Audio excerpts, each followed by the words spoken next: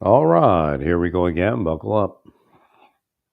So, uh, before the Ukrainian war, I knew there were surplus drones popping up, or I figured there would be. And I said to the police departments, if I don't know if they blocked it or not, petition the government for drones, the observation drones, or even the other drones. You're not going to arm them, right? But they still have the observation equipment. The larger drones are more robust. They can fly like similar to a helicopter through all sorts of weather. Even probably more so than a helicopter. Right. So and they're fast, and you can get them from one end of the city. I was hoping that they would get to the point where there'd be one per precinct. Right. Again, it cuts down on having to chase somebody. Again, it's not a perfect science. You might lose somebody, but in most cases, you'll be able to track them better than you can with anything else. If somebody's fleeing and looting, and then they'll slow down. Right.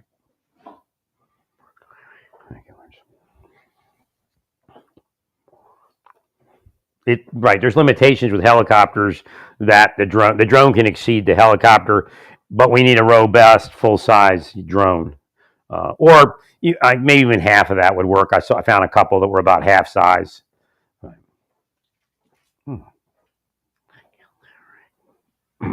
But they ended up sending them to Ukraine because nobody did anything. You were getting the MRAPs, but you didn't try to get the drones. So I'm a big believer in using that observation platform. Again, I'm sure you're bringing some to the border. The small drones are okay; they work. There's you got your tactical and your strategic, but those large drones are really nice, and we need to try to figure out what capabilities maybe we could do without or not do without, and figure out a price point that might be more amenable to a police department or even border activity. It's a shame that it all went to the war instead of, public safety.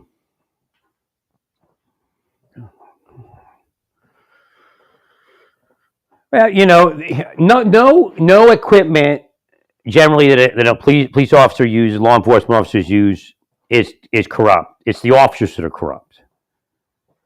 So that if we got to get rid of the corruption, and then people feel more comfortable with things.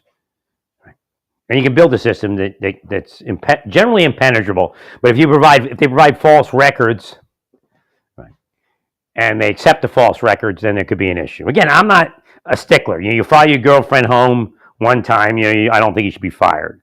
But we need to know that you did that. Right.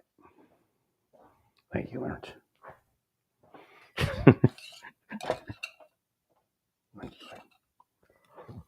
Again, sometimes it doesn't. Sometimes doing that kind of thing, like being that enforcing the regulation to a certain point, actually causes more corruption. It doesn't really serve us. The idea of charging a police officer with murder or manslaughter, there's only certain cases where that applies. Well, first off, a police officer doesn't go to work deciding that he's going to kill somebody. I mean, some do, and that's obvious. I mean, people who did this to me could have shot somebody and murdered them because that's the next step to psychologically murdering somebody. Thank you, Larry. That's part of the game. Try to stress the person out so they lash out, and then you shoot them. I've had it done to me numerous times, including while I was in the Marshal Service.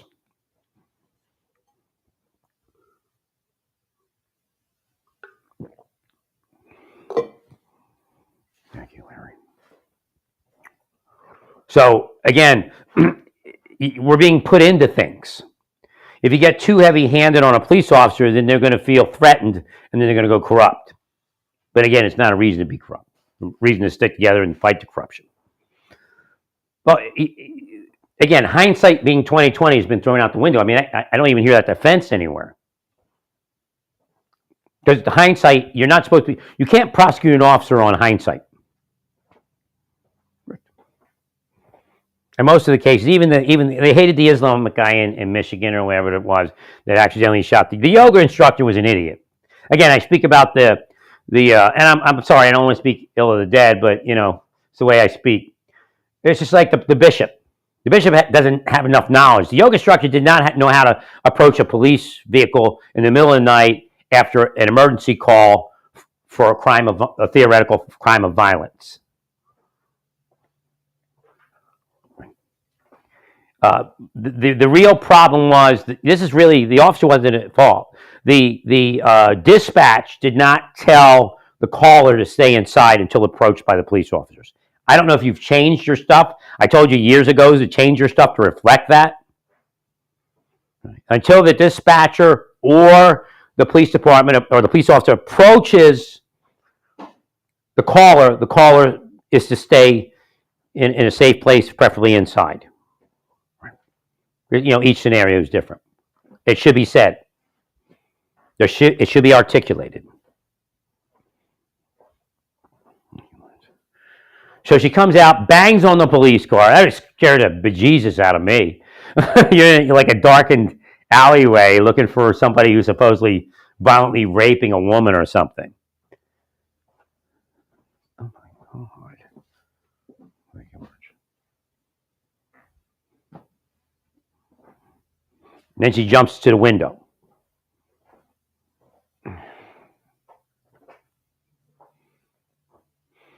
I honestly, I wouldn't go near the car if the lights weren't on. I don't know if the lights were on or off, but I would go straight into the headlights with my hands up.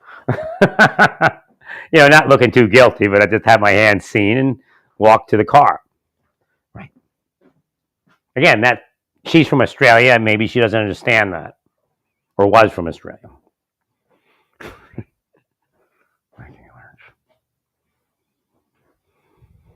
And pretty much it was like a DEI. They said he was DEI. I don't find him to be DEI. In some cases, he'd have been a hero and saved people's lives, whereas the other officer would not have responded appropriately. So again, it's a crapshoot, and that's not what law enforcement is supposed to be. He's supposed to be protected.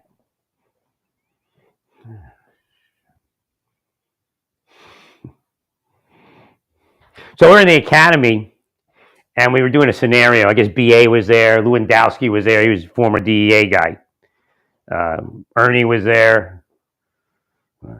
He was, I don't know, Ernie was Ernie.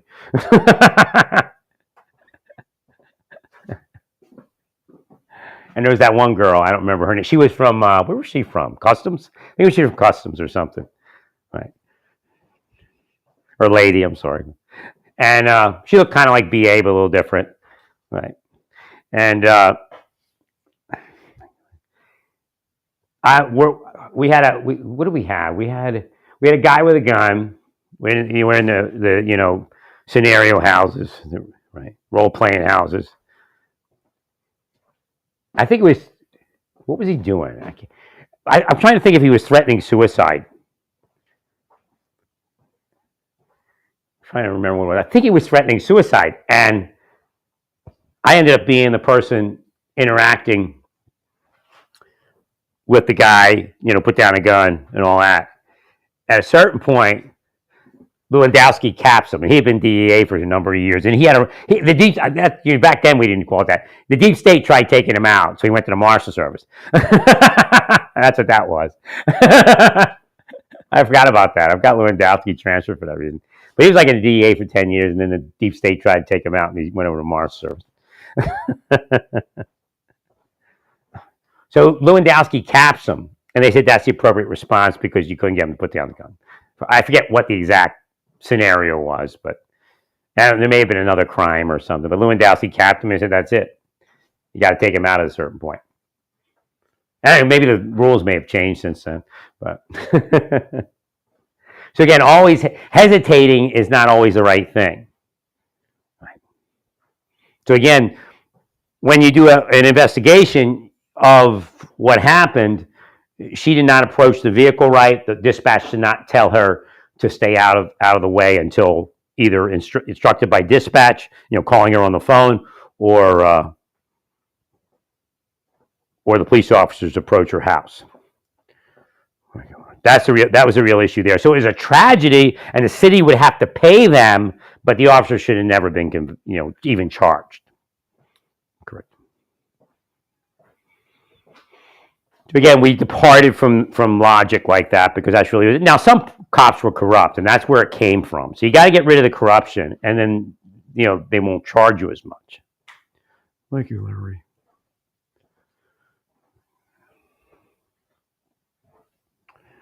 And again, yeah, the officers, you're attacking. And I said, you're bullshit, all of you.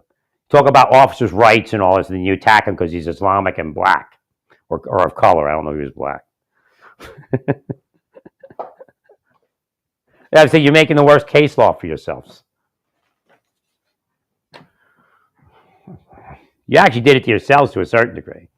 Like every time, like the Mars service, like that, doing Arthur Lloyd. They made shitty case law by doing Arthur Lloyd. Shitty cop case law.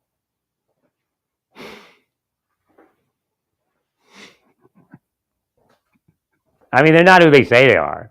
Biggest pieces of shit on earth.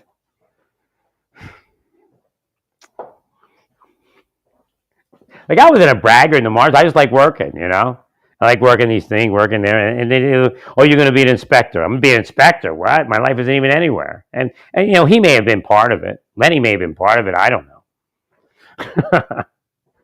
Yelling at me like I'm going to be. He said, you're going to be inspector at headquarters one day. I'm like, what? I mean, I'm in the middle of a CIA execution. They may have known it. I don't know. I don't know what they all knew.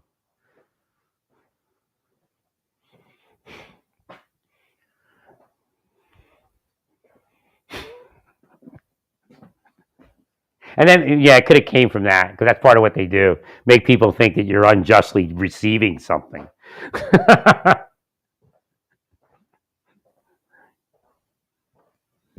No, it isn't a personal vendetta as far as, a personal squabble. I mean, it's a deep state. It's CIA, corrupt FBI, eventually corrupt DHS. Thank you, Larry.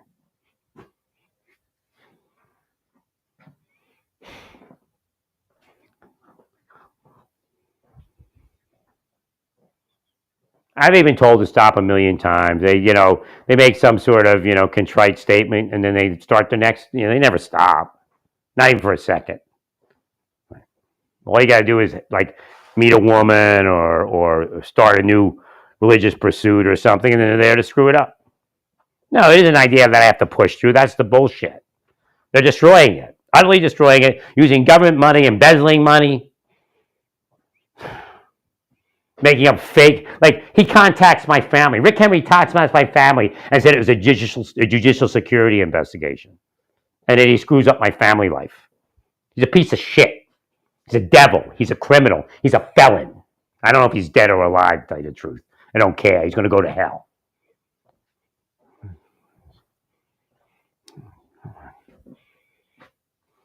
It's directly attributable to Karen Shelton and Rick Henry and the bosses, Hughes and Quick, that supported them. Now, I don't know if Donovan supported him. He, represented that he didn't. That they're directly responsible for my family failing. I mean, yeah, we were going to get divorced, but that didn't mean that we wouldn't have a relationship. And in fact, yeah, we were going. I did say, hey, maybe we need to get back together. So again, I'm not at fault for that divorce at all. In reality, my wife cheated on me so many times, and her idea to get out of that is to say I'm doing it. Right.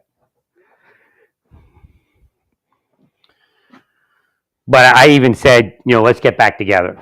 We have kids. Let's stay together. So I gave her the opportunity.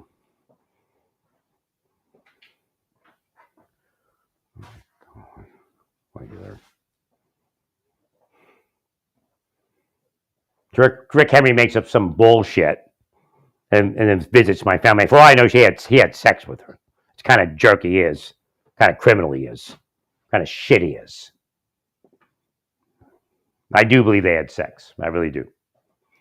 They used to lust after my wife. I couldn't get it. People I worked with, I've let them off the hook. Somebody called my wife and was trying to do something weird with her. I let that person off the hook.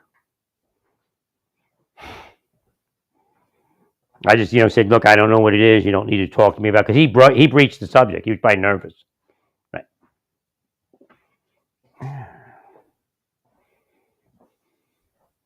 I said, look, I don't know what it is. I already discussed with my wife. It's handled. No, and he tried to bring it up, guys. I don't want to talk about it.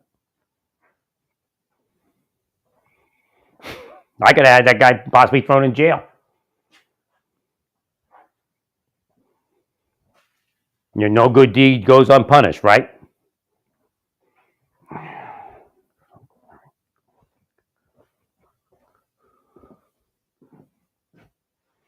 Thank you, Larry.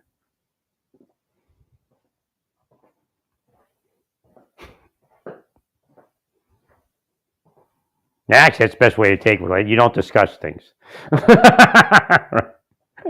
You don't overly discuss things. That's the way it used to be. You don't overly discuss it, you take care of it. Right. I came to work, Guzman did something, I said, okay, I'll fix it. I'll take care of it, don't say anything. Let me ask the questions if we need to.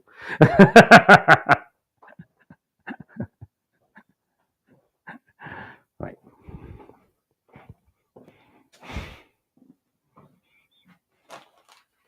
Well, because the world's shitty and dirty, not because I'm trying to hide anything.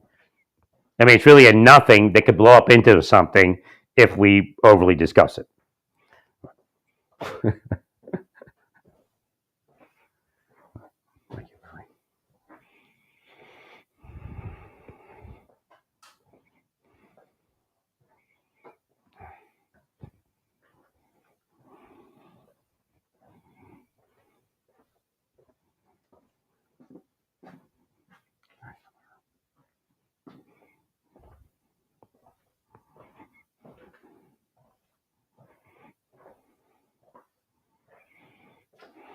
I was in good faith and honestly doing everything. I was honestly trying to seek the places and the things I was trying to seek. You all were doing all the other shit, and that includes CIA operation. That is so sick, isn't it? All that CIA operation just to screw somebody. Do they ever do any real work besides make a mess? I mean, they could get rich off the mess. I realize that.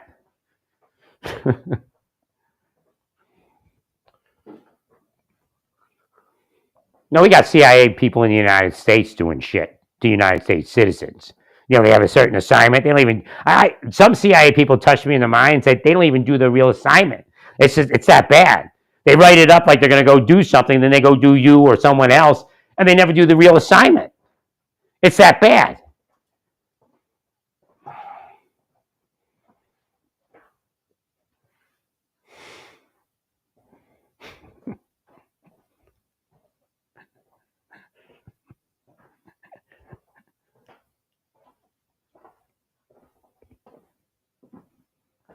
Thank you, Larry.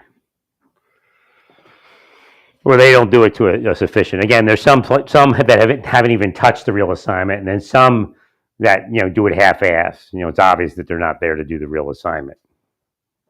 Right. Yet, government money's paying, or even some are corporate people. Right. And of course, the government reimburses them with a contract or something.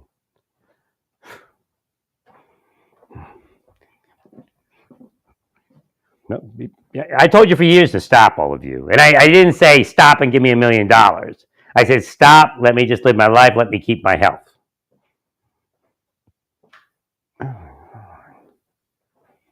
So this isn't the first time I said stop, so don't act surprised. Decades worth of saying stop.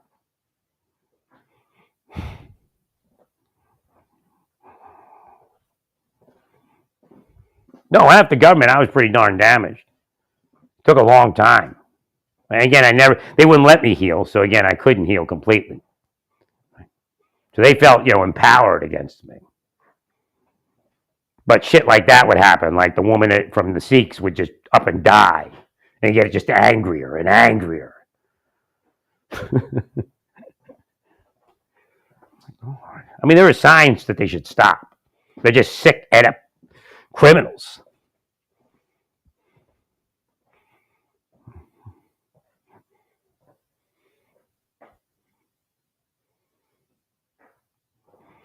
So on the border, we should make sure we get as many military intelligence units there that we can afford. So I don't know, because I don't know how you're activating. It sounds like you're going. You're going regular army, which is fine. There's plenty of probably people that are already being paid, just sitting around eating food all day and getting fat. And they'll benefit from an operational. Again, we have to account for their psychological condition. Texas was building something on the border, and that should include what do they call that, morale type of things. You should have, like a rec building and things like that. Right. Maybe a theater where they can watch movies, or something, whatever you come up with. Right. So it's not only Texas. We need to make sure that we account, because it can get very desolate out there. Again, we had the problem in Border Patrol, and they would go home and have they were getting depressed and freaked out. Now I think the deep state was harassing their people also, which could happen to the military also. Right. So what I'm getting at is we might need to activate some of the independent military intelligence and some of the special operations units. Right. Thank you, Larry. Because like you might say, send Second Brigade, First Armored Division. I don't know who you're sending, but that's just an example. So instead of just only sending them augmentees, so you want to augment with some military intelligence brigades or companies or whatever you do. Right. Well, they're generally cleared for high level operation. I know military is cleared to a certain degree nowadays, I'm sure of it, but right. Our military intelligence people can generally get into more stuff. So again, if they're operating if they're a drone unit, right, and they larger drone. We want the larger drones if we can get to it. Again, looking at Air Force too. So you want to call up. I don't know if you got the Coast Guard out there, right? And they were there before, I guess, too. Air Force. You might. I don't know if you're doing anything with the Air Force, but we need. Yeah, you're doing the air wings and transportation. The Air Force drone. See if somebody's sitting around doing nothing, because they have to actually make work to practice their drone stuff. So it's part of training. It's part of emergency deployment. I mean, there's funding for this stuff, right? So instead of having to try to make something realistic, you have something realistic. And again, I understand whatever that Ford is, Hoocha Woocha Watcha. They're constantly doing that. They're probably wired into Epic and all that. Right. So we do have Epic operating too, I guess. Right. So just enhancing the capability of Epic and all of that with more electronic surveillance.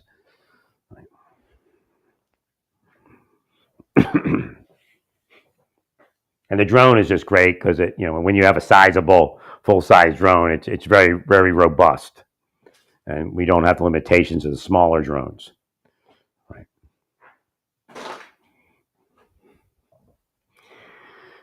So again, there's a couple other areas there that are running drones. I realize that, a couple Air Force bases. So there is stuff down there. The idea is, applying it to the border operation, but also bringing in augmentees. Again, when we go to, it's just like it's the same thing as deploying to combat.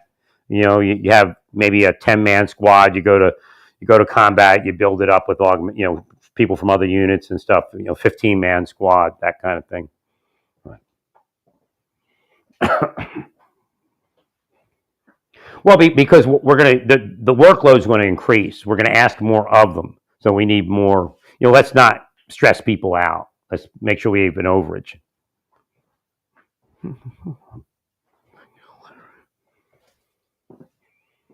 So we might want to bring in some Air Force drone units from other parts. Now, again, there's a strategic plan. You don't want to destroy the strategic plan. Maybe they're there for something else. Again, you have to make sure they can be releasable to the operation without destroying some other security plan.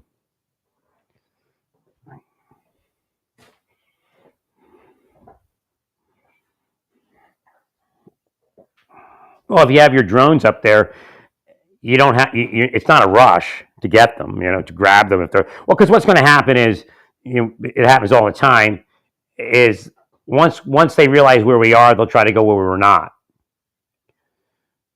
And as long as we can track them, then we can still handle that.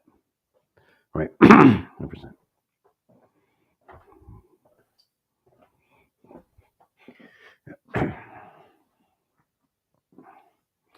So, like I said, the command center should have even the state and local units accounted for. Again, your command center on the border is going to have to be super secret because you should have all the information. You should know the GPS of all those police vehicles.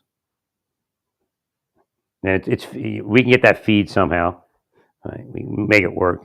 Well, because what we're going to do is we need to strategize who responds, and we need to include state and local. So we need to know generally where every federal officer, unless it's something we can't know. Again, DEA might do something that we can't know where the DEA officer is. Right. But if we have people patrolling and a part of the task force, and even because state and locals are part of the task force, and again, I don't know what the sheriff's going to do or anything in any of those places. So you have to play it by ear.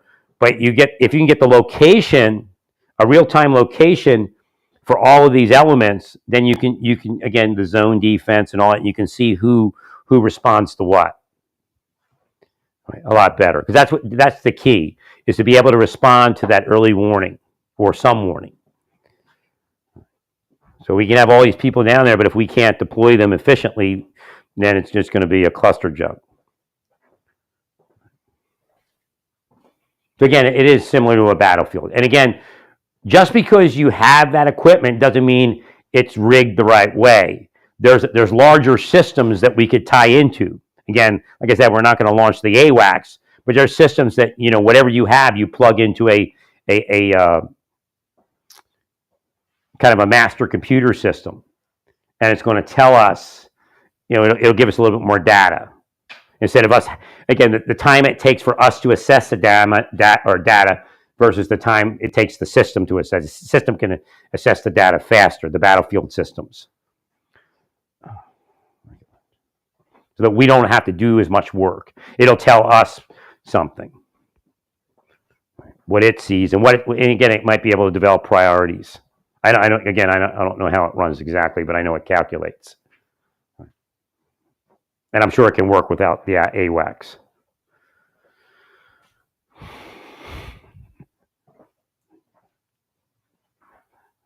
And again, I don't know, maybe we should bring AWACS in. Look, about 50 miles, or not, probably more than that, 100 miles into Texas, or into Mexico.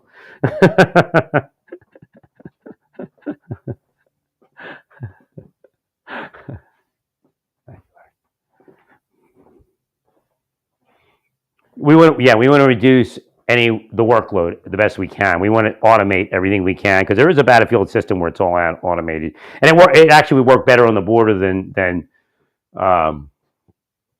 the battlefield, because it's easier. Right. And again, time frames are a little bit different on the battlefield. Again, the exigent circumstances are usually lower until a certain point. Right.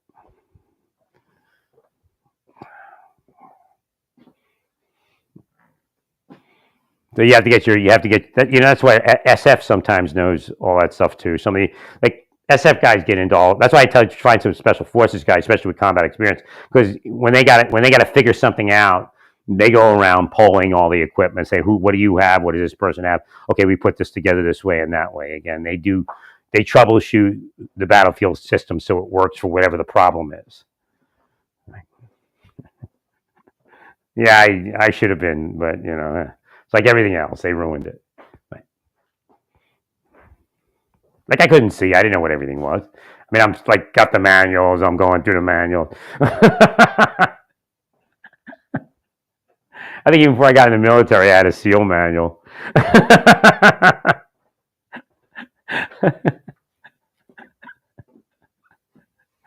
again, I'm asleep. I don't even know. I don't know anything. I didn't know anything back then. Right. Thank you, Larry.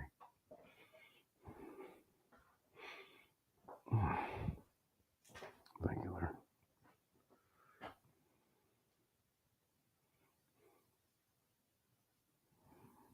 Right. Instead of doing, because you have you can use each piece individually. Again, we also have company level. They tie in, but again, I think there's a way to tie it in. I'm sure there's a way to tie it into a larger system. I forget what it's called. Right. So they may have to requisition the equipment to come out there to plug into. Right. But it's probably just sitting somewhere. It's not like it's all that difficult. Because they're generally, I think, probably going to move, like company level, platoon level. So we might be asking a little bit higher level, like division level. I don't know.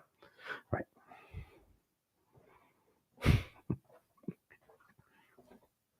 Again, it's not like the whole division has to move, but we might need a piece of equipment at division level that the general uses to assess the battlefield.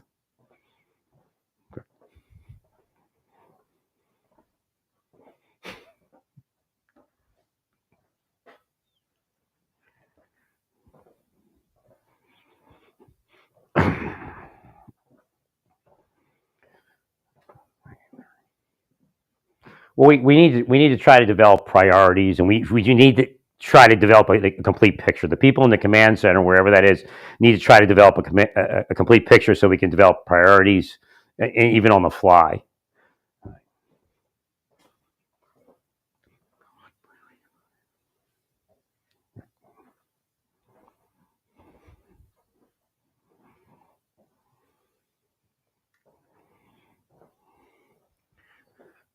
So, do we have the water resources on the river yet? Are we doing something with that? I know we have it already there a lot, but again, I don't know if we might benefit from additional water. Riverine, I guess you used to call it amphibious. Amphibious was the other thing that we had waterborne and we had uh, land, but we didn't have amphibious. There might be some locations where we benefit from an amphibious type of thing. They've got to be careful we don't destroy everything. I've brought that up before.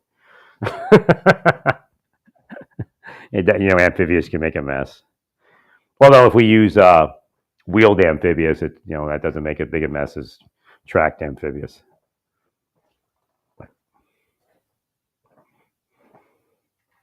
Well, the idea of being able to continue the chase to an amphibious environment, or the tracking, or whatever it is. We agree, sir.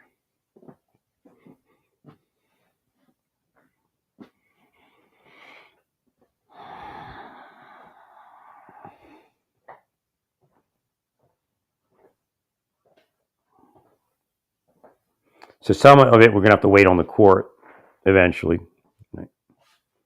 I don't know when they're going to, how that's all going to work. Well, because there's going to, I think there's going to, I don't know. Again, I think there's going to be a requirement, but I might be wrong. But still, we still need housing and all of that. And I really do believe, again, also moving military people down there, we need to increase our medical presence. They're saying you're going to move 10,000 people, so you need to move some medical units. I don't know if that includes medical units. We need to set up some hospitals.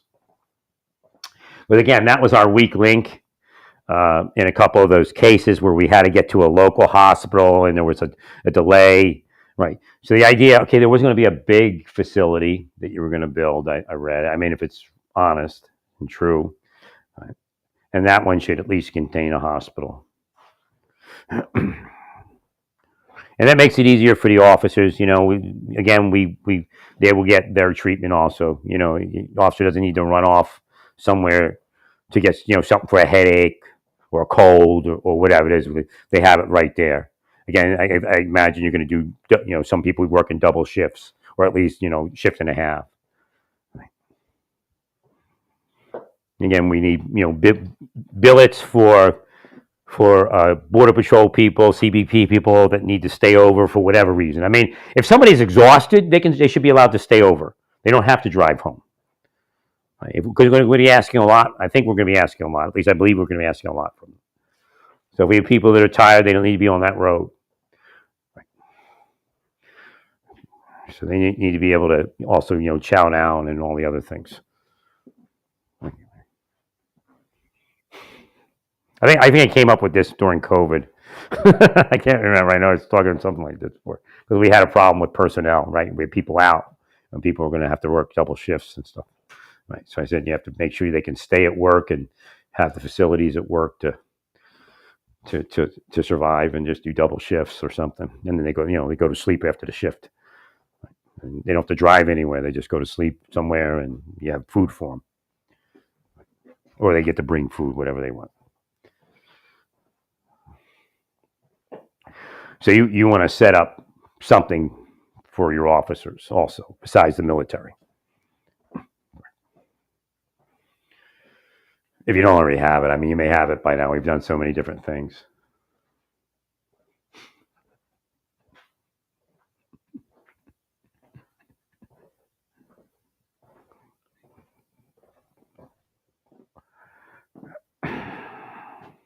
Yeah, it's risky at that point.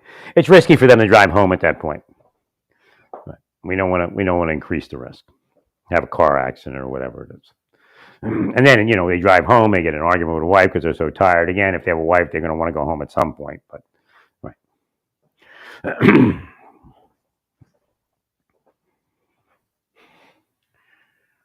Or argument with the husband, whatever it is. So try to reduce. Again, the idea is to try to reduce the stress of whatever it is, and then we'll be able to. They'll function better, and then we'll have less loss. Right? We don't want suicides. We don't want car accidents. Right. Vehicle accidents. So again, the idea of a transportation unit coming in. We need independent drivers. They need them in the city too. Probably some, they could benefit from drivers. I'm not sure. Again, I don't know how. Again, I don't know your how many ICE people. Again, it's a different world than when I was in. I don't know how many ICE people you have working in the cities, but they might benefit from drivers. Again, we want administrative clerks that are cleared to operate databases because that frees our officers up. And even like just to know, if you increase the workload of administrative workload, even though we have like 2 officers assigned, those 2 officers can then sit back and train and it just works better that way. You have 3 or 4 military administrative clerks cleared to work the databases. You can even assign them for a year or something if they give them a hardship tour. That's a hardship tour, I think. Right, so they get additional money. You have to look into that. I don't know where that funding would come from, but at a certain point, deploying to the border is probably a hardship tour.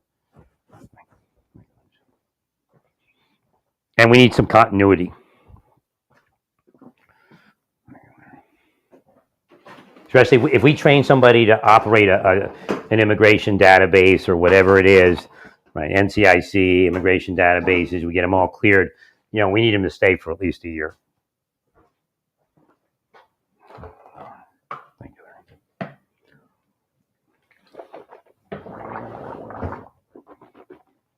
And that's a concept that God helped me develop. So we have like 2 officers that are grunts who, as far as administrative database grunts, right? When we get the increased workload and we get military people in, they step back. Now they're they still do the work when they need to, but now they're the supervisors, and they supervise 4 or 5 military people. Right. Again, because of the increased workload, because of the scrutiny, we're not going to do it the same way. We need to increase the scrutiny of ourselves, or so the database needs to be checked more so than it does any other time because it needs to be right. And we need to catch any errors. Again, same thing with the detainer teams.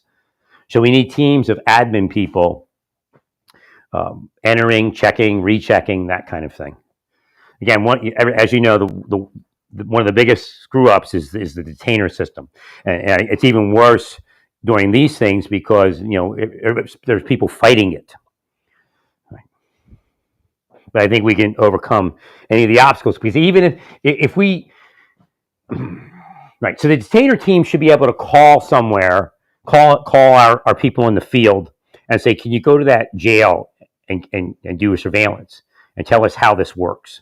How are they releasing people? We need if we have a jail that's not cooperating, if we have a series of jails that will not cooperate with the operations, we need to have a I guess they could say a dossier. We need a file that explains release process. Maybe even if tell you the truth, I guess we're legally allowed to have an informant. So you may be able to have a couple correctional officer informants who are sympathetic to the ICE mission. Again, we're not trying to hurt people. And don't get there. Don't go there. We don't want to see people getting whipped. And I'll keep bringing this up. We don't want to see that. We don't want those optics. The idea of shooting a Hitler sign and then and then you're going to go in and try to fix it. Nah. All right, let's not do it at all. So again, yeah. Okay. So she can. Who else can authorize? You can authorize. Who authorizes the informant funds? See if you can get some money together for correctional officer informants, especially if we can get some. Again, you have to be careful. You got to make sure. I mean, some of them. You may have grew up with one of them, right? I mean, some of our ICE officers, right, and other people. So again, if we can get a couple people on the payroll, then do it that way, and then we will know if we get somebody. If you get somebody, so we want somebody in receiving and all that. We can get somebody. They can give us a call. I don't know. Maybe they get busted and bad, but I do it. I try to get informants to let us know when somebody's being released. But again, at a minimum, they can describe their process to us, and they could actually tell us, what's the best, where's the best place for us to sit when you release this person, right? Or should we sit somewhere? Should we go a block away, and then you give us a page, text us, and then we know to go somewhere. Right? And then again, they might get a ride out of there. I don't know. So again, it's a lot of different cities, a lot of different locations. See, get informant money together. Like Chrissy Noem, I don't know. Maybe she has to authorize it. I don't know how it works. That's pretty high level informant operation, penetrating all the jails and the detention facilities.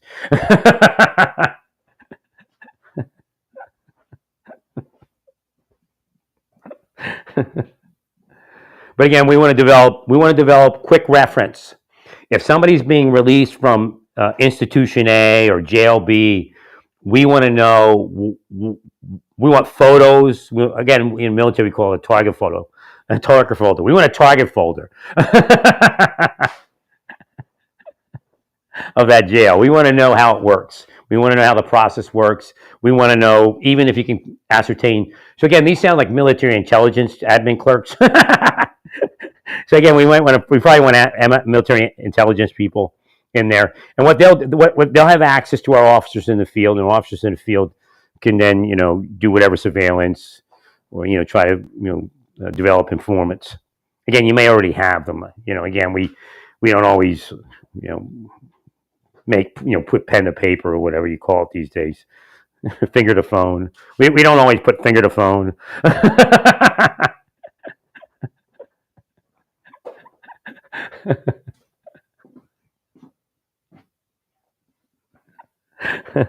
So, right, we wanted to develop an intelligence network to help us with the detainers and the releases and all that.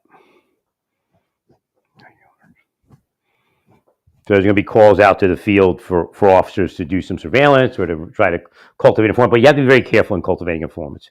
If you know somebody, that's how you probably want to do it. But then again, maybe there's other ways. I mean, you might be a house across the street where somebody will watch for you, or you put your people in the watch. You might want to just get an apartment, maybe to overlook something. And you have your surveillance devices in there, and you look for somebody being released. Right. Or, even in a tree. Put a camera in a tree or on a telephone pole or whatever it is, and watch the jail. Right. Sit a block away with your car and then watch. Oh, there he is. Let's go. Now we got to get smarter than what they're doing. Right. So you're going to have an intelligence unit that's going to help you with your detainers. And again, if they don't want to help us, they're not going to help us, and that's the way it is. Again, I was reading a news article. I don't think you can do anything about them refusing to help us, but they can't volitionally block us. Right.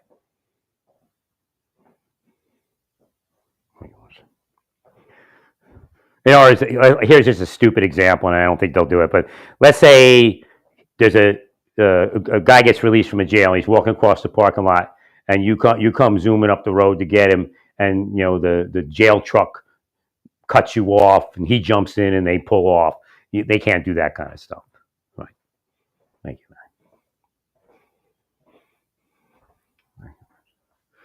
So you want I guess it's more, it's bigger than a detainer. I'm not getting where there's something I'm missing in that, but it's something along those lines. There's there's another intelligence operation involved with that, like it, but I can't. Is it courthouse? Is that what it's talking about? Maybe it's a courthouse and jail, institution, detainers and releases and appearances. So we want quick information about the procedures at places we know we're going to pick up detainees that maybe where the institution or the court might be hostile to our actions, so that we can circumvent whatever they're doing and get it done and don't have to waste our time. So the good, you have your own people, but again, as far as putting that all again, I know the Marsh Service was using some National Guard analysts, so I think that may have been at military intelligence. I don't know. I met him once or twice. Some guy was in our office every so often. Right. So again, that's what we'll put together. We'll put together those teams of those people, and again, they can't. I don't think they can operate on the street. Although, they could. Nah, we don't want to put them in that predicament. We need a badge, right? Because if you're surveilling a jail and somebody comes up, you need to have a badge, right? Like, but they can call you. They can call the badge in and have just schedule some surveillance or something, right? And they can help us understand how the jail works. Again, informants. I mean, you all work with the jails just because now they don't cooperate. You still got friends in there. I'll tell you what. When the Marsh Service screwed me, right, and they wanted to mess with me because they wanted me to commit suicide. So my wife doesn't pay this divorce fee. So they tell this guy to detain me. This constable in Pennsylvania. And I got this buzz in my mind: don't take your gun, leave it home. Because he said, I want to hand you some paperwork. So I got that buzz. I went to the police station in Pennsylvania, and he detains me. I'm like, oh, shit. And so I get there, and the guy's like, what are you doing here? What are you doing here? And he found out it was like a divorce fee. He was like freaking out. It was like it was the supervisor at the jail. He's like, what are you doing here? I said, I don't remember what I said to him. Right. But he's like, I'm going to get a judge in here. It'll take a little while, but I get a judge in here. You'll get out. They did it on like a Sunday morning or some shit. Knowing what they were doing, right? So you guess where I ended up? I ended up in this cell with immigrants, like all these people bound from Mexico. And I started talking to them about working out and bodybuilding and everything. And there's a guy. There's like this one guy that speaks English. He's translating.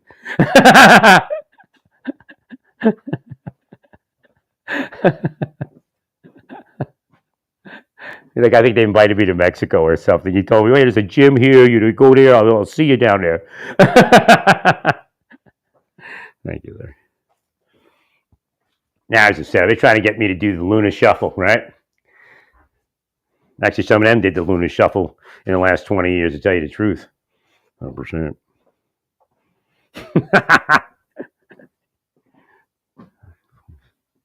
Thank you, Larry. Now, again, we don't know if it's suicide. Somebody could have killed him. Right. Coroner was adamant about it. Right. Well, what I found strange is when he got stabbed in the back. Like he's a backstabber. That's their mentality. Like, you could be the greatest guy in the world, they'll call you a backstabber and a piece of shit. I mean, they're whack. Totally whack. So when they stabbed in the back, I was thinking, man, that could be them. They may have did it. How do you stab yourself in the back? All right. So when they said I read somewhere that he stabbed himself in the back, I was like, that's them. That's how they communicate a threat, a message. Right. Oh my God. He's a backstabber. Right. But you don't have to be one for them to do it. They're like, it's actually, you're probably not if they say you are, because they're the back. See, it's projection. It's psychotic projection. So there's a chance he was murdered. Like,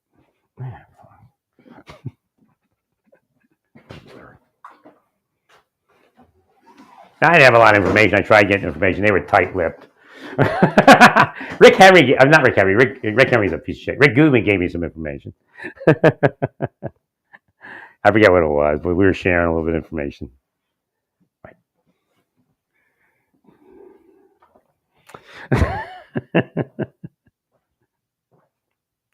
Now I was asleep. If I was asleep, you'd all been just through.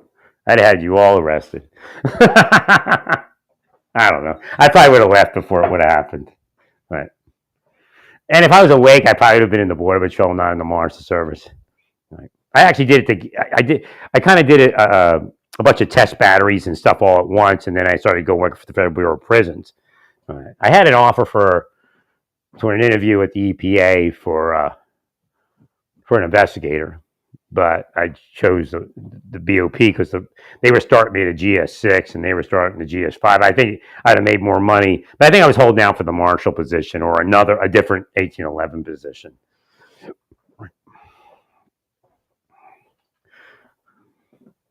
I interviewed at Customs for something. I don't remember what it was. Thank you,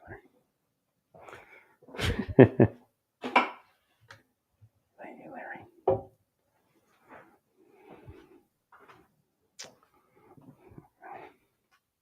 Nah, I didn't know anything about seeing.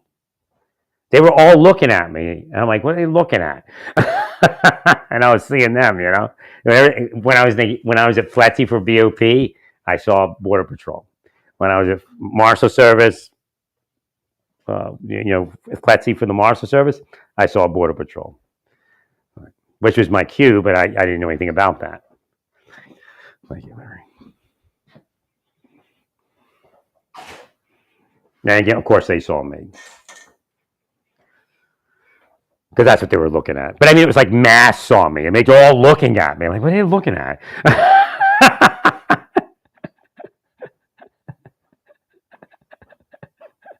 They're watching information, but they're all looking at me. What are you looking at?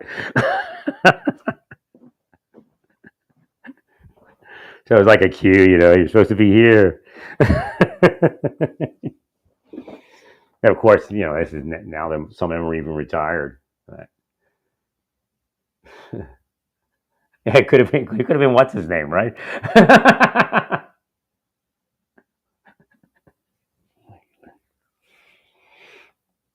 But again, it's important for me to realize this so I can explain it and I can articulate it on the planet because they can make changes. Because a lot of these screwy people that have power, they'll say, no, people don't have to know that. People don't know, they need to know their cues and they can stay asleep, and they really can't. Right? And that's why I'm saying, you're arguing with people that can't get out of their own way. A lot of them are actually asleep. So you as a seer have to heal that. And then if you can't heal it, you can't complain about it. You just give it to God. Well, again, like I'm saying, this program we're doing now will actually help Central and South America in the long run. It'll help develop it. We'll have money that we might be able to use down there, right? Instead of paying all this money up here for the bullshit. And I'm sure a bunch of it was embezzled.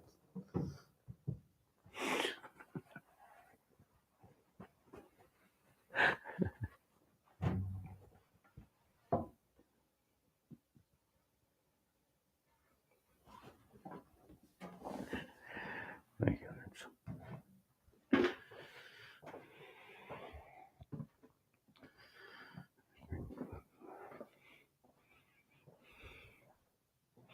So again, you get some people in from the military. See if you can get advanced party. I don't know. Maybe you're deploying them fast. I don't know. But you want some people that can strategize systems. Sometimes special forces can run that down for you because they're just intuitive like that, and they can contact people and get people to explain it to them, and then they can apply it to what you need. And of course, some of them already know a bunch of those systems. Well, what we want is we want a I guess almost a division or corps level. No, I guess not corps. I mean, I don't know. I don't have to, it's probably at the division level. I think it would probably be sufficient. But we don't need all the assets, but we need to be able to plug in to that thing, and that will show us the entire battlefield, right? Or what we can see on the battlefield. So we want to, because I don't think it's at the lower level. It can show us piecemeal, but we want something. Again, you can look at it piecemeal, but the command center needs to sit back. The Border Patrol chief and all his strategists and all the other people that are around they'll be part of that element. That they can go in there. They can go into that command center and they can look at the entire battlefield and get a sit rep just by whatever sensors we have out, whatever drones you have flying, the cameras. Again, that's going to be the problem because some of the systems on the Border Patrol, a lot of the cameras on Border Patrol, right? So I don't know what the military can provide as far as that. But again, GSR and all that, it'd be great. And then some drones. So the idea is how to counter the problems we had before.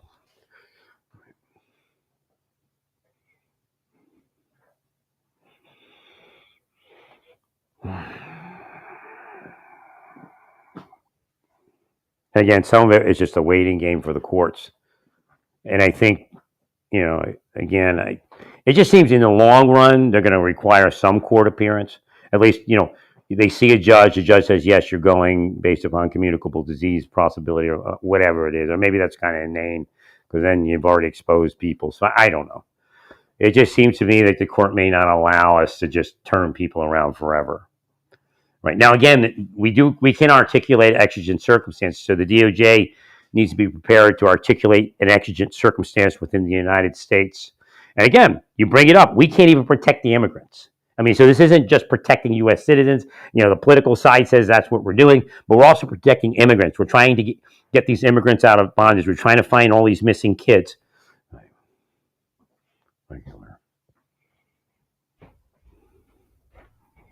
So if you articulate an exigent circumstance, you might be able to do it for a season. But then again, you're saying communicable disease, and then you articulate exigent circumstance.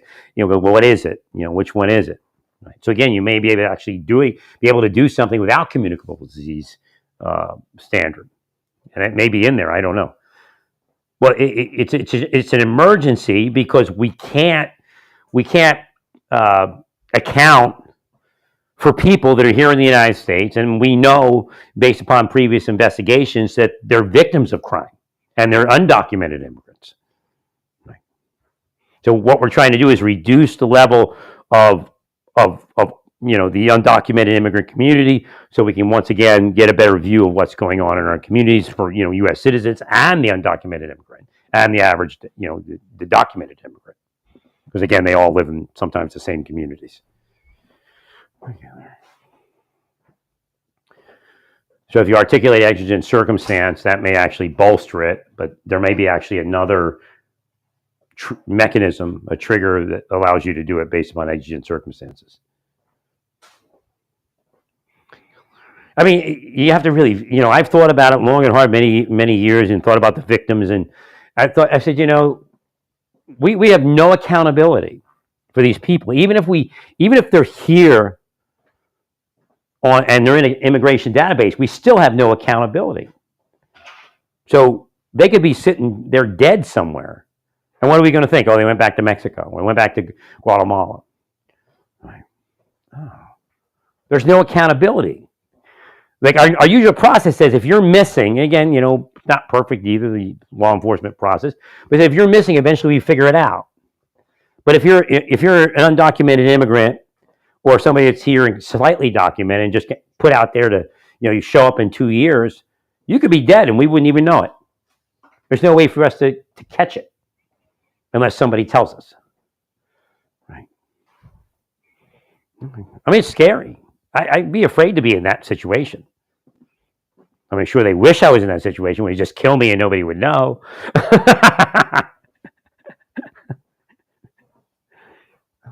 So I thought about, a lot of the immigrants and the risk that they have, and I understand the exigency from their point of view, but that doesn't make it a legitimate exigent, right? And in fact, I blame a lot of different people over that, not just them. There's also the people. There's a metaphysical draw for cheaper goods and cheaper houses, and it draws them up here. If you're a millionaire and you want to pay, half the price for your house or three-quarters of the price, you'll draw, even though you may be the biggest conservative on earth, an anti-immigrant, undocumented immigrant, you'll draw them up here because you're just a cheapo and don't really give a shit because you will it. Right. So again, we need to remind them of optics. Again, it's not being politically correct. It's just the Border Patrol does not need to be seen whipping Haitians or anyone else. Right. We don't need that optic. And I'm going to call what it is. I'm not saying you need to fire that guy, and I'm not saying you need to put him in prison, but I'm saying, we need to not do that. Right. I agree. So again, the way out of that is to remind people about it beforehand, and then, every so often send down a reminder. Remember, the eyes are on us. We got to make sure we do everything right. Dot the I's, cross the T's. We've brought in all these additional people. When you start bringing in, some people to work the computers, like we brought extra computer people. We want to be right. We don't want any mistakes in anything we do.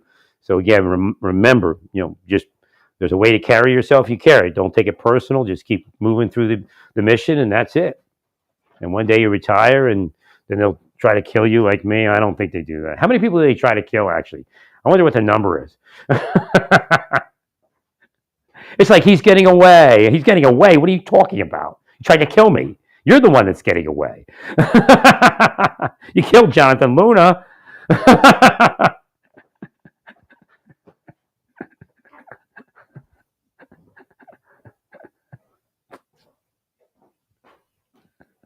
No, I was the next guy to kill. I mean, they'd already been doing me, but after they killed John, I was the next guy to kill. That's really what happened. I'm not lying.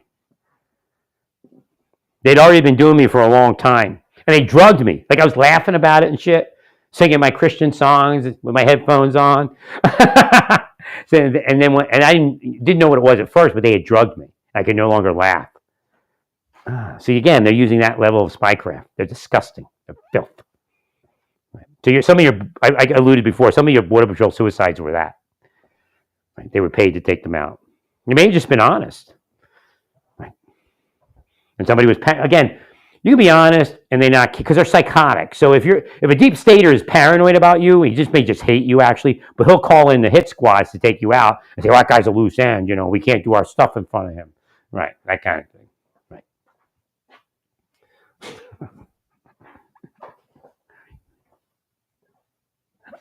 I talked about that years ago because you guys Border Patrol was committing suicide. So that's what it's coming up. So we got to make sure that we don't get any additional suicides or any suicides really.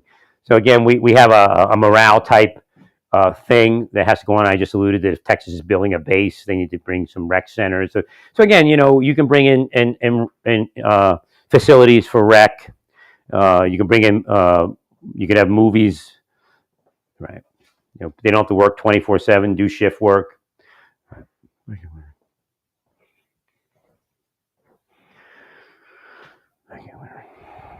And you could have, you could even have, places where they can get a burger or something, so we could build it because it's going to take a long time. It's at least 4 years, right? All right. So right now you got to budget for that somehow. They may even have it. I don't even know what you might find that at Fort Bliss they have a bunch of stuff they can roll out to where they deploy, Right. Again, if somebody's out on if got some outposts out there, you bring them stuff. You bring them a pizza or something like that every so often. Right. Because some people might not be able to make it back to the rec center because they just rotate. So again, what we did in Egypt on the multinational enforcement observers, they would do at the outpost, they do a certain period of time and then they rotate in and then do like a garrison rotation. So you may want to do something like that if it's beneficial. Because some of those, we might have to get to some of the remote locations. We want to handle the remote locations if we can by early warning and rapid deployment. Because then we don't have to put people in extreme remote locations, like an outpost. But, so if we can't, then we have to. Right? But then you want to rotate people in and out. And again, with helicopters or something like that, or even driving, you can maybe even just a couple days and rotate if it's better that way. I just don't know what the situation is on the ground. Right. So that's a benefit of using the drones and all the early warning sensors is we don't have to station people in remote locations. I think I brought that up years ago when the suicides were going on, to try to get away from the remote locations and just deploy to the remote locations, like in a helicopter or something like that. Right.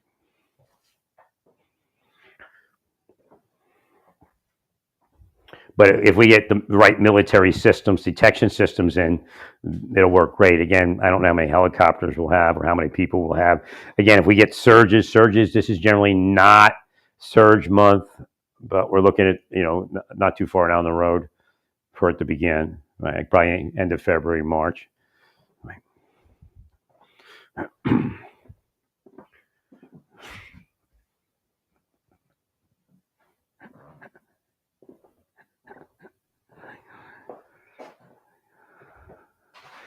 I'm Colonel Kurtz of the Border Patrol. Apocalypse Now. Thank you. You're an errand boy. You're all errand boys.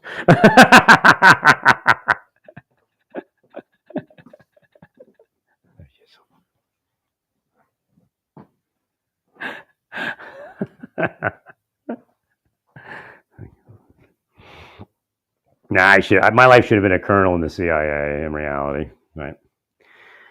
And I could actually even go down the border and work because I could, do that mission. That's how you handle it. You put like me. That's why I guess it was an inside. You put me in the CIA, and then I handle everything. You do a board. Okay, send the CIA guy.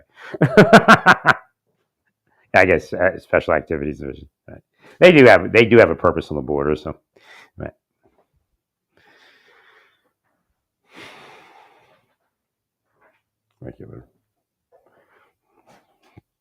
Just thinking through it. This is what I do when I'm not like speaking on the phone.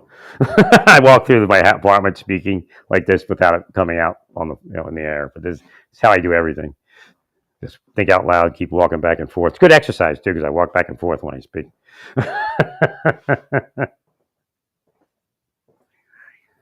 See what's next.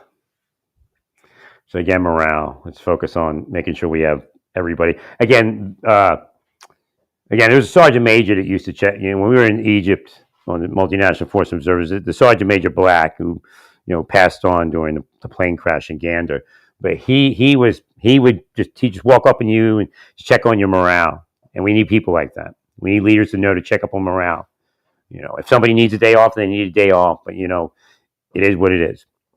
So we need people checking on people's morale. Military members were having trouble, I think, in the initial deployment phase. That was way before Mike, I think, probably a couple of years or a few years or something. Can't remember how many years. Right. We need to focus on that. We need to articulate. We need to speak to them, and how you holding up? Everything going well? How's the family? Whatever small talk works. Right. But just the service member and the Border Patrol member need to know that they can say anything they need to say, within reason. But they have to feel that there's an open channel of communication. Right. So again, it's the best way to do that is just to engage. Well, I don't know how it's all going to work, what you're scheduling, but one of the things that Sergeant Major Black would focus on, again, have you had a pass, a 40 pass? So we may want to institute a pass system somehow. I don't, again, if you develop, what do they do? They did it in Saudi Arabia. So again, I spoke about, sent me to make the stand down point. And what they were doing is everybody was going to converge, and that was going to be the stand down location. They were building a rec center. It's not why I said it, but it came to mind, in Saudi Arabia in the middle of the desert. And maybe this, I don't know, maybe even be a military installation at this point. I don't know what it was all going to be. But it was just, we came down from Iraq and we went back into Saudi Arabia. And that's where we, cleaned our vehicles, pulled the engines out. They made sure there was no body parts or weapons under the engine. And then we put it back in. So they were building a rec center. So you may want to do that. You may want to build a rec center. But what I'm saying is they may have something in military storage or maybe even something they use for carnivals or something you can actually put together real quick. And if they don't, maybe they should. We can deploy with a rec center, like a deployable rec center.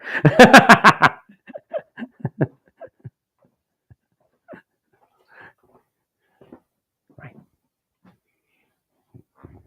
Or maybe they can put together something. So again, we got to think about morale. I don't know how desolate it's going to get. You know, whether you're requiring them to stay at an outpost for an extended period of time or not. But you have to think about rotations. You have to think about pass time.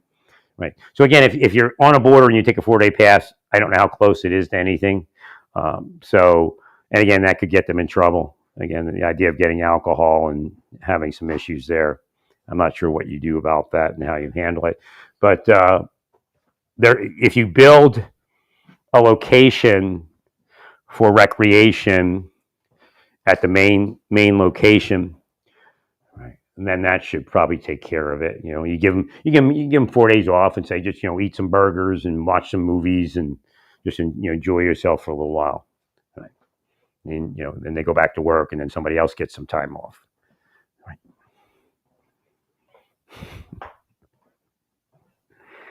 I don't eat meat, so make sure you have veggie burgers. If I come down there, I want a veggie burger.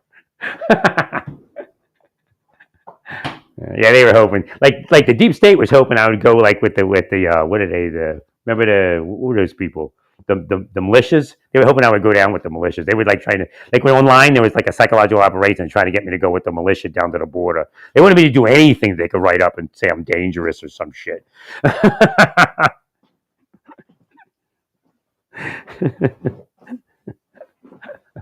I was actually in Santa Fe, and I was there to observe what they were doing with the children. That was part of Hashem had stationed me there so I could learn that. There was this apartment with all these kids. I actually gave them pizza. I bought a pizza, like a gift certificate, but I don't eat pizza. Back then I didn't eat hardly any pizza, right? But, especially that kind of pizza. Like if I made pizza, it was healthy pizza. So I bought this pizza. I bought for pizza and drinks, a gift certificate for Domino's. Well, there was a woman that had a lot of kids, and I think it was one of their stash houses. So I said, here, give this to you got the kids right here. Give this to the kids. She got paranoid. They closed it down. They bugged out. But I was actually Hashem had me saw the adults picking up one of the kids, so I could analyze that. Thank you, Larry. Thanks, Larry. But yeah, they closed down that stash house pretty quick, or stash apartment. But I gave him pizza. Gave the kids. See, I'm not a bad guy. I gave the angry kids pizza. Thank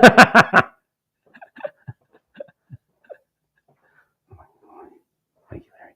I thought she was cute, but she's probably a crook. Right. Thank you, Larry. That's not why I did it. Again, I didn't try to get a date with her or anything. I figured she's probably a crook.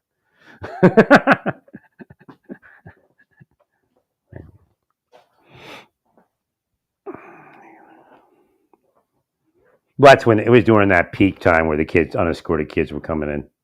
Right. So she becomes a contact, and and who knows? Her name may not even be on the thing. It might just be like they may pay people to say, okay, yeah, I'll take the kid, and they go to the stash house, and then some adults came and picked up the kid, and I was back and forth as to whether they were actually related to the kid or not. It didn't seem that way. Right. Thank you, Larry.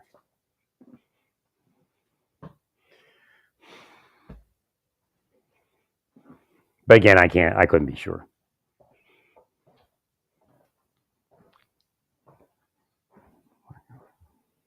Again, they want me to forget all the work I did. They want you to forget all the work I did.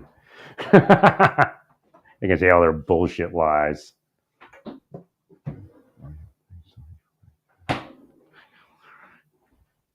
Well, it's a waiting game. I gotta wait till tomorrow when it's warm, and I'm gonna do something.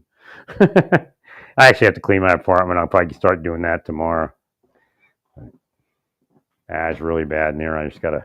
It'll go quick. I have a system for it all. Again, I had the COVID and everything. I was just like letting everything fall on the ground. I had COVID and allergies at the same time. So I have to go and cook some. I got some Lucknowi biryani kit. I'll have to cook this later with some Indian food.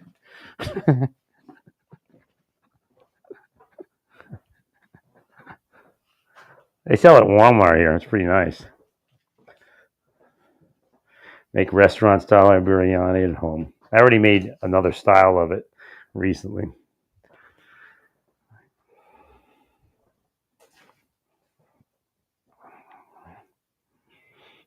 So that'd be great if the weather goes the way they say it's going to go. There's only really a few cold days left, what I consider cold. Actually, it looks beautiful today. I mean, the sun's really out. It's just not going to warm up much above freezing. It doesn't look like it's melting yet. It's still early. I woke up early.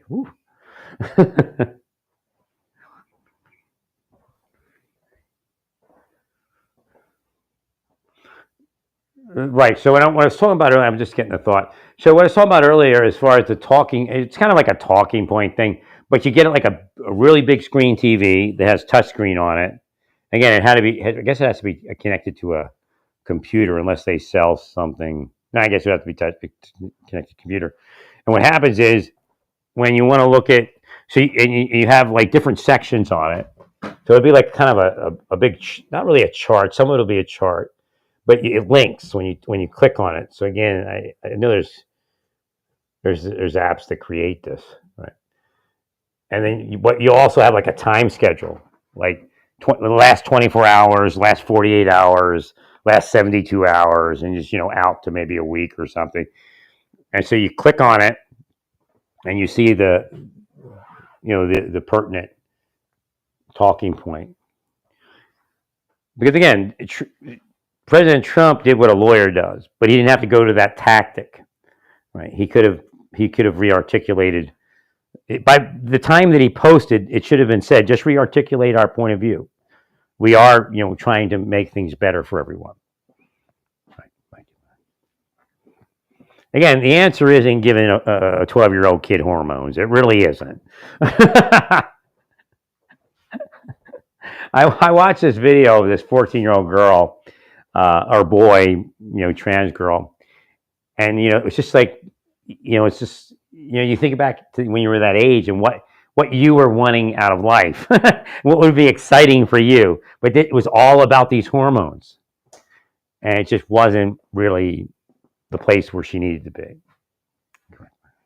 even if she was trans. Well, because it's going to solidify at this point, the stage of the game, it'll solidify the fact that she's probably going to remain trans. Again, she before they even started that, she should have been thinking about. They should have thought about male hormones or anti-estrogens or something like that, and see if they could bring her back into birth gender. Because it's just a journey that doesn't need to be started if it doesn't need to be started. Correct. Well, I've never heard where they do that. That's actually logical. And again, I was in Naples, Florida, and this guy was this Copiera or whatever, Brazilian or whatever it was, martial arts guy. And he told me a story. He said, I wasn't always able to do this. He's like in his mid-20s or something, in the late 20s. He said, when I was a kid, I was obese. I was all screwed up. And you don't have to be obese, again, for hormones to be used. He said, but I went to a doctor, and he's like, saved my life. He told me that I had estrogen. And again, he's not going to tell me if he felt like a woman, right? But theoretically, he would have some inclinations to be a woman if he had estrogen. Right? So or a girl. So he said, the doctor prescribed me anti-estrogens and saved my life. I lost the weight. I got fit. And of course, he didn't say he didn't feel like a girl anymore, but that was possible. And I'm not saying that he did, but it's very possible that was one of the things that was happening. Okay, Larry. So again, that treatment has been used by doctors for other things.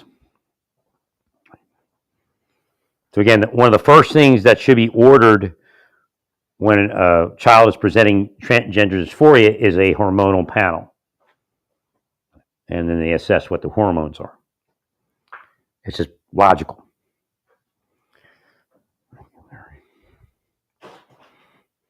Well, it just doesn't make sense where you're going to try to use cross-gender hormones before you try to use birth-gender hormones. It just medically it doesn't make sense. I'm sure psychologically it really doesn't make sense. Right. Because sometimes that's all it takes.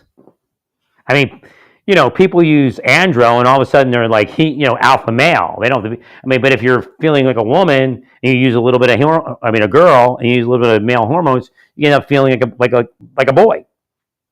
Right. I mean, there's study after study where that happens. You don't have to be jacked and then get roid rage. Right. That may be the only problem. Low hormonal. And again, that you know what? Right. That's one of the things that's going on. Right. We're having a hormonal issue. Like they're saying that the sex drive and the sex counts are down. One way to fix that is with hormones. Right. So again, it might be tied to that. Maybe low male hormones. Again, it's just. Again, I'm not telling you that anything doesn't exist. I'm just telling you that you haven't done all the work that you need to do before you start giving somebody cross-gender hormones. Right.